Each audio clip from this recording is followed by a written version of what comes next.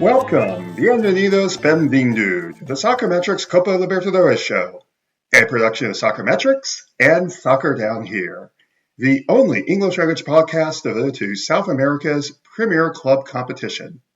I'm your host, Howard Hamilton, the founder of Soccermetrics. This is the week of the last 8 of this season's Libertadores. It's a unique quarterfinal round, as 3 of the 4 matches are in the city of Rio de Janeiro. 2 of those matches will be all Brazilian matchups. It's a statement of the current center of gravity in South American football, and also a headache for stadium operators at the Maracanã, which will host matches on consecutive nights. This episode will be a preview of the quarterfinals. The news surrounding the tournament is about nothing else, so let's get to it. And we start in the top half of the knockout bracket.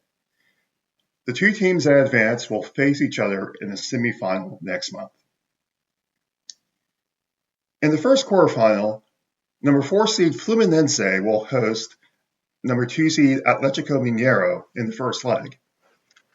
Fluminense are currently 16th in the Brasileirão, and they're coming off a 2-1 defeat at Juventude.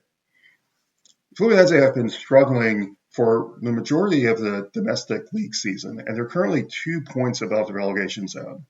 That's actually an improvement, because as recently as a month and a half ago, they were bottom of the Brasileirão table. Fluminense's problem all season has been their lack of scoring. They have not scored more than 2 goals in a match since a 3-2 victory versus Alianza Lima in round 6 of the group stage. In fact, across all competitions, they've only scored more than 2 goals 3 times. 2 of those occurrences happened in the Rio State League back in January. They scraped through to the quarterfinal round by surviving a penalty shootout versus Grêmio. The key players for Fluminense will be the Thiagos, Silva in the back, Dos Santos in the middle, and John Kennedy Arias. Another key player for Fluminense will be Paulo Ganso, who is currently sitting on 2 yellow cards and will be suspended for the next knockout match if he receives a third.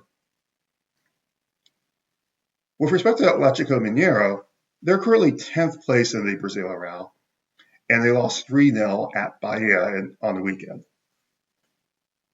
Once one of the hottest teams in Brazilian football, they've won only once in their last 6 matches. This is a team for which goals were at a premium. Goals have been at a premium recently. They were at a premium in their round of 16 tie versus San Lorenzo. Yet their defensive performance, which has been consistently good, remained good in the knockout stage.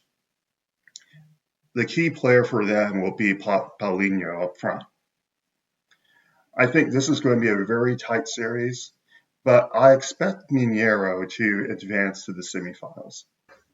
The next tie will be Colo-Colo versus River Plate. River Plate are currently 9th in the Liga Profesional de Argentina, having lost 3 times in the league.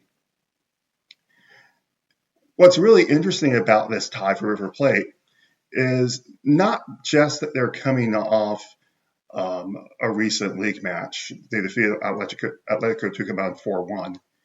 It's what's coming after this match. On Saturday, they will be facing no less than Boca Juniors in Argentina's Superclásico. River have been the best team in the Libertadores. If you look at their win-draw-loss record, if you look at their expected goal statistics, they have the best record and the best statistics of any team in the Libertadores. Yet that is a record in which River Plate have yet to face a Brazilian side. They're probably the most talented team of all of the non-Brazilian teams remaining in the competition. And they've made some acquisitions during the transfer window. Marcos Acuna being the key transfer. He joined from Sevilla about a month ago. But the team really depends on Borja. Borja, Barrero, Colido will be the upfront options. Maxi Mesa and Ignacio Fernandez will be the key players for River Plate in the middle on both sides of the midfield. Colo-Colo are currently second place in the Chilean Primera División. They're 7 points back, but they have 2 games on hand on Universidad de Chile, who are currently leading. Colo-Colo have had some negative results and some negative press on and off the pitch. They crashed out of the quarterfinals of Copa Chile, losing to a second division side, Magallanes. And Arturo Vidal, a man who never shies away from expressing his opinions, questioned the commitment of the players in the press. An off-the-field incident, and this is an emerging scandal in Chile, is a driver's license scandal, bizarrely enough. The director of one of the local transportation departments in the municipality close to Santiago was charged with supplying driver's licenses in exchange for Colo-Colo club merchandise over a 7-year period. And 10 players and the club president have been implicated. The players may not have been aware that they were receiving licenses in exchange for merchandise, but it is some very bad press that is enveloping around the Colo-Colo players and the institution. Coming back to on the pitch concerns, a key player who will be out for Colo-Colo is Vicente Pizarro. He fractured his jaw in the most recent World Cup qualifier versus Bolivia, and he will be out for at least this match and probably for the remainder of the quarterfinal round. But their key players will be Carlos Palacios, Javier Correa, and of course Arturo Vidal. Everything revolves around Arturo Vidal. He is the leader of this team. He is the leader in the midfield. As he goes, Colo-Colo will go, more often than not. Despite this, I still expect River Plate to advance. And now we look at the lower half of the bracket.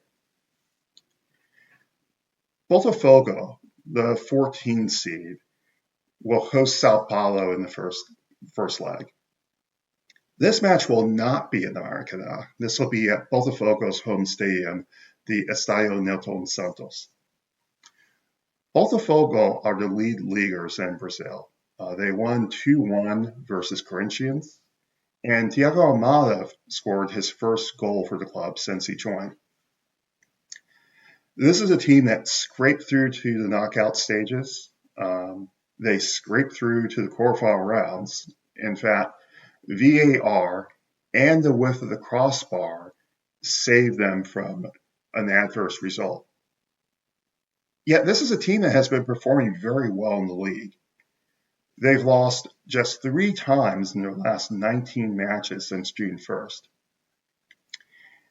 And it's also clear that their scoring opportunities and their midfield play have improved significantly since the arrival of Thiago Almada. It's really important to point out that Almada is the biggest incoming transfer in the history of the Brazilian league. And in a recent analysis by TV Globo, Botafogo have improved their scoring opportunities by 20% since Almada joined the club. Iwer Jesus and Jefferson Quintero are other key players, but number 23 is going to be a key figure for the black and white in this quarterfinal tie. As for Sao Paulo, they're currently 5th in the Brasileirão, having defeated Cruzeiro 1-0. They surpassed Nacional in a very tight round of 16 tie, a tie that was unfortunately overshadowed by the events in the resulting death of Juan Izquierdo.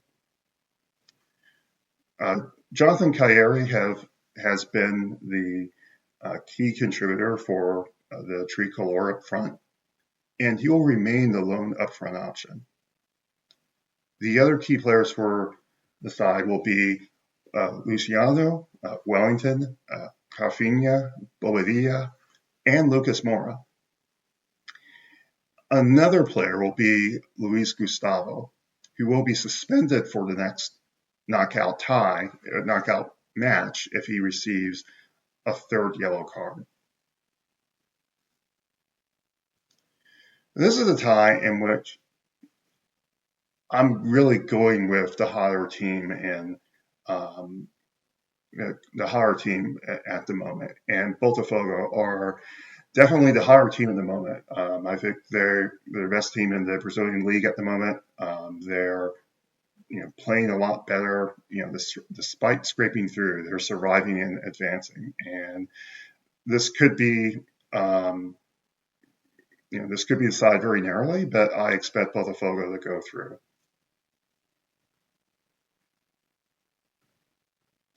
And finally, we get to Flamengo hosting Peñarol. These are two teams that I think are evenly matched. Flamengo are currently fourth in the Brasileirão, having drawn 1-1 against Vasco da Gama on the weekend. They've been characterized by fairly uneven play. This is a team that has struggled to create scoring chances. They've lost 3 times in their last 6 league matches. They've had a number of significant injuries. Pedro suffered a recent injury. He tore his ACL. Cebolinha, Vinha, and Michael are out with significant injuries. And a most recent injury is Luis Araujo, who suffered a cartilage tear in his right knee. He'll be out for the next 2 months. Players who are returning include De Arrascaeta, Leo Pereira, De La Cruz, and Gabigol. They're 4 significant returns for Flamengo. So they're definitely a team with talent, but they're also a team that has suffered injuries and haven't been playing well as a result. Peñarol are currently second in the Uruguayan Primera División. They won 4-0 versus Rampla Juniors. They're the best of the second place group stage teams. And what is interesting about this Peñarol side is that they've managed to hold on to the squad during the summer transfer window. Leo Fernandez has been the key player for Peñarol. He had a monster 2 matches versus Strongest in the round of 16. Facundo Batista and Maximiliano Silveira, who has been their best player during the group stage matches. This is probably the strongest Peñarol side I've seen since at least 2011. And that was a side that went all the way to the final against Santos. The first leg is going to be a very important match. If Peñarol can hold Flamengo to a draw or hold them to a narrow victory, it's very possible they can turn around in Montevideo. And I think given Flamengo's challenges and Peñarol's squad in the current run, I think Peñarol have a really good chance of taking this tie, and I think they will, in fact, do that. And that wraps up the preview of the first leg of the Copa Libertadores quarterfinals. As a reminder that you can stream every match of the tournament on Fanatiz or Fubo Sports. If you prefer to listen to radio broadcasts in Spanish or Portuguese, many clubs and affiliated radio stations stream their broadcasts online or on YouTube. If you want to follow me and send a comment or question, My X handle is @Soccermetrics. You can also send questions or comments to @SoccerDownHere or to Jason Longshore @Longshoe. We will answer your questions about the tournament in a future episode, and we do appreciate your comments as we strive to make this show better. I'll be back on Thursday to wrap up the first legs of the quarterfinals. This has been the Soccermetrics Copa Libertadores Show, a production of Soccermetrics and Soccer Down Here. See you later. Hasta luego. E até mais.